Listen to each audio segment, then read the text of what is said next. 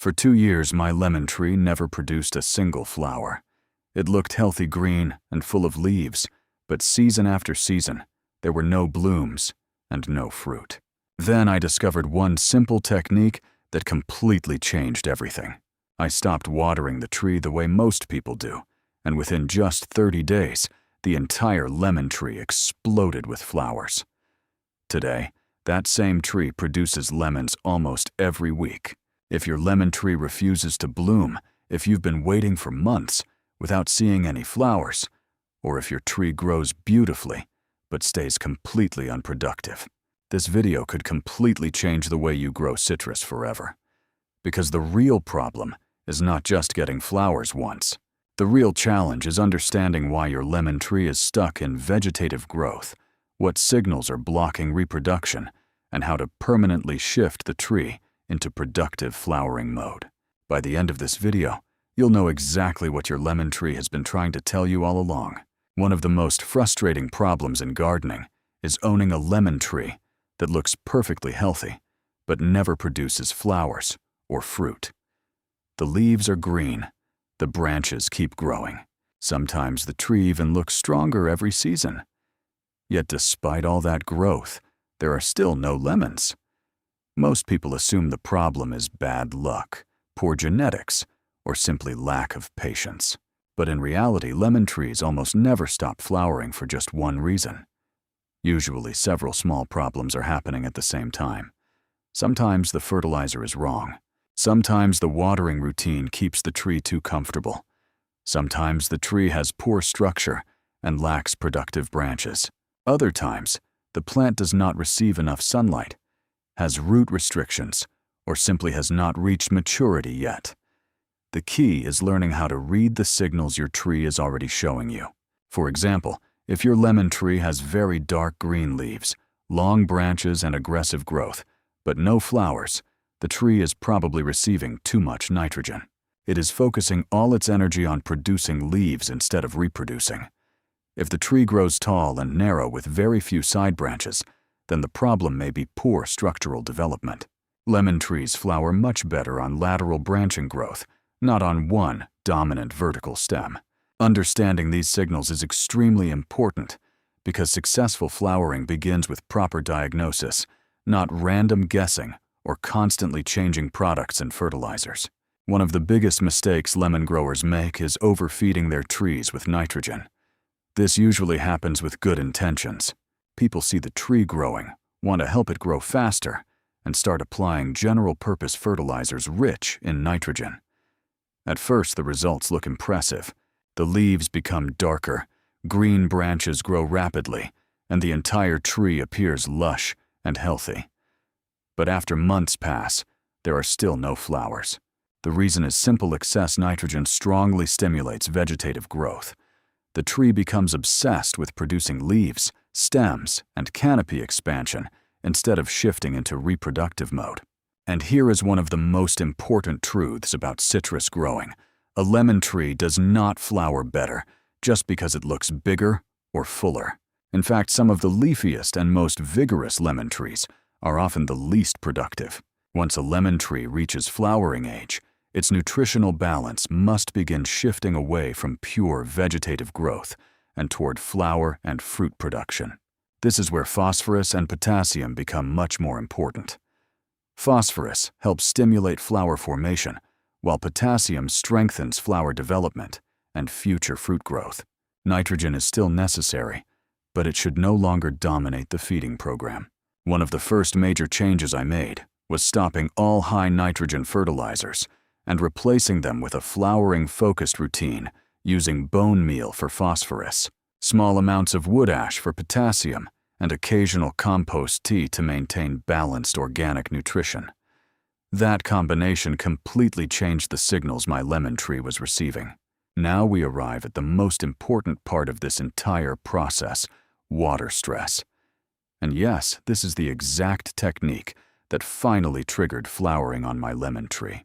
Most growers keep their lemon trees constantly watered because they believe stable moisture is always beneficial. But for citrus trees, too much consistency can actually prevent flowering. A lemon tree needs to experience a small environmental change before it decides to reproduce. In nature, many citrus trees bloom after a dry period, followed by the return of rain. The tree interprets this sequence as a biological signal. First comes stress, then conditions improve. That transition activates flowering. This does not mean neglecting the tree or letting it dry until it almost dies. The key is controlled water stress. For about 2 weeks, watering is reduced significantly. During this time, the soil is allowed to dry more than usual, but not to the point where the tree becomes severely damaged. The goal is simply to create mild stress inside the plant. When the tree senses that water availability is decreasing, vegetative growth begins slowing down.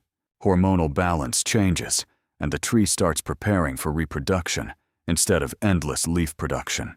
After this short stress period, normal watering returns, along with proper flowering nutrition. That sudden shift acts like a trigger. In my case, this exact sequence completely transformed the tree. It was not just stopping watering. It was creating a logical biological cycle: reduced moisture, temporary stress, then recovery and nourishment. That combination was what finally pushed the lemon tree into flowering mode. One of the most misunderstood topics in lemon growing is the difference between seed-grown trees and grafted trees. Many people plant a lemon seed, care for the tree for several months, and then become frustrated when it refuses to flower. But this is completely normal. A lemon tree grown from seed can take anywhere from 5 to 7 years, sometimes even longer, before reaching full reproductive maturity. During this juvenile stage, the tree focuses almost entirely on vegetative development instead of fruit production. No flowering technique can instantly force an immature seed-grown tree to behave like a mature fruiting plant. Grafted lemon trees are completely different. Because the graft comes from mature fruit-producing tissue, the tree already carries the biological maturity needed for flowering. Under proper conditions, many grafted lemon trees begin flowering within 1 to 3 years. In my case, the lemon tree was already grafted and over 2 years old. That meant age was not the real problem. The issue was management. This distinction is extremely important because it helps you diagnose your situation realistically. If your tree is still very young or seed-grown, patience may be more important than aggressive flowering techniques. But if your lemon tree is mature enough and still refuses to bloom, then the problem is likely environmental signals, nutrition, watering, pruning, or overall plant management. Another major reason lemon trees fail to produce fruit is poor structural development caused by lack of proper pruning. Many growers are afraid to prune their trees because they think cutting branches will slow growth or damage the plant. But in reality, an unpruned young lemon tree often develops the wrong structure for flowering. Without formation pruning, the tree usually grows upward, with one dominant central stem and very few lateral branches. The result is a tall, narrow tree that looks healthy but produces very little. Lemon flowers appear primarily on well-developed lateral branches, not on one long vertical stem. That is why structure matters so much. Formation. Pruning encourages the tree to branch outward instead of only upward. Once the tree reaches an appropriate height, the growing tip is cut above a healthy node to stimulate side shoots. As these new lateral branches develop, they can also be lightly tipped to encourage even more branching. The final goal is a lower, wider, and more balanced canopy filled with productive flowering sites. I also performed formation pruning on my own lemon tree, even though it was already 2 years old. At first the cuts looked aggressive, but shortly afterward, the tree began producing many new side branches, and those lateral shoots later became the exact places where the flowers finally appeared. Sometimes pruning does not delay fruit production. Sometimes it is exactly what finally makes flowering possible. Now we come to one of the most misunderstood parts of this technique, the white vinegar trick. Many people hear about using vinegar on lemon trees and immediately assume it is some kind of gardening magic. But the real reason it sometimes works has nothing to do with superstition. It is about soil, pH. Lemon trees prefer slightly acidic soil conditions. When the soil becomes too alkaline, the roots struggle to absorb important micronutrients, especially iron. As nutrient absorption weakens flowering, and overall productivity can decline significantly. The tree may still survive and remain green, but internally it becomes less efficient. This is where diluted white vinegar can occasionally help. A very small amount of vinegar mixed into a large volume of water can slightly lower soil pH and temporarily improve nutrient availability around the roots. But this only works when used carefully and moderately. Too much vinegar can create the opposite problem by making the soil excessively acidic and stressing the roots. That is why vinegar should never replace proper soil quality, balanced nutrition, sunlight, or good plant care. It is simply one small supportive tool that can help improve soil conditions when alkalinity becomes an issue. Used responsibly, it may help create a more favorable environment for nutrient absorption and flowering. But the real secret is not the vinegar itself. The real secret is understanding what the lemon tree actually needs biologically and adjusting the entire growing environment to support healthy reproduction. No matter how perfect your fertilizer or watering routine may be, a lemon tree cannot flower properly without enough direct sunlight. This is one of the biggest hidden problems many growers overlook. Lemon trees need several hours of strong, direct sun every single day. Not bright shade, not filtered window light, real direct sunlight. Without enough light, the tree may stay green and alive, but it will not have enough energy to support strong flowering and fruit production. That is why some lemon trees appear healthy, while remaining completely unproductive. If your tree receives less than 6 hours of direct sunlight, daily flowering can become extremely weak or disappear entirely. Sometimes the solution is not buying another fertilizer. Sometimes the solution is simply moving the pot trimming nearby branches that block sunlight, or relocating the tree to a brighter position. Root space is equally important. A lemon tree trapped in a small container may continue surviving for years, but restricted roots can severely limit growth stability and reproductive maturity. Roots need enough room to expand, breathe, and support balanced nutrient uptake. The soil itself also matters tremendously. Lemon trees perform best in rich, airy, well-draining soil with good organic matter content. Heavy compacted soil suffocates roots and weakens the tree's ability to flower and support fruit development. Healthy flowering always begins underground first. Strong roots, proper drainage, balanced soil structure, and adequate sunlight create the foundation that allows every other flowering technique to actually work successfully. Many growers believe the difficult part is over once flowers finally appear on the lemon tree. But in reality, flowering is only the beginning. After blooming comes fruit set, and this stage is just as important because many small lemons can still fall off if the tree is not managed correctly.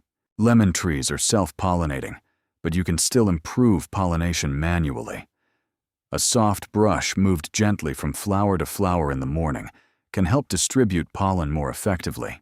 Even lightly shaking the branches can improve pollination and increase the number of flowers that successfully become fruit.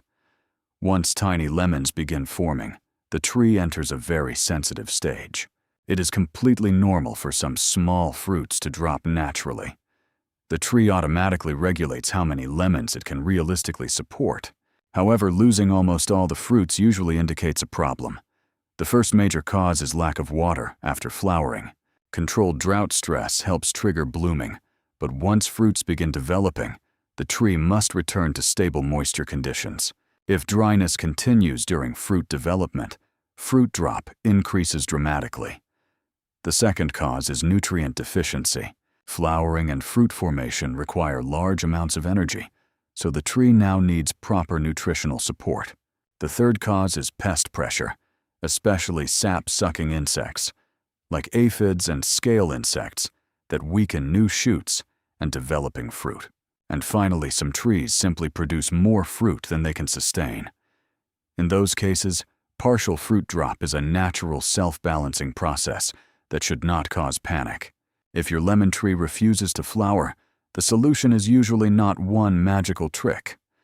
The real solution is understanding the biological signals controlling the tree. Too much nitrogen pushes leaf growth.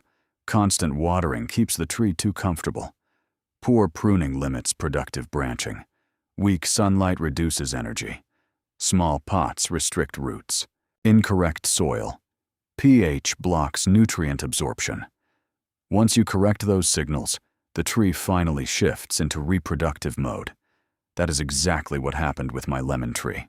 The biggest breakthrough came from controlled water stress, combined with proper nutrition, pruning, sunlight, and overall management.